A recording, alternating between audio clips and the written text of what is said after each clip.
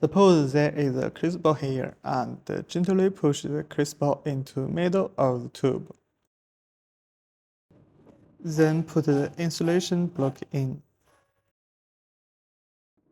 Its function is to insulate the temperature and make the internal temperature more concentrated.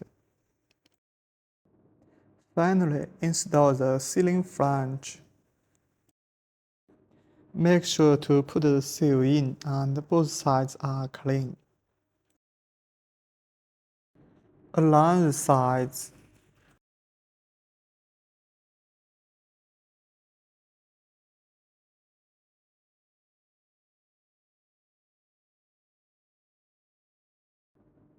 Mounting clamp.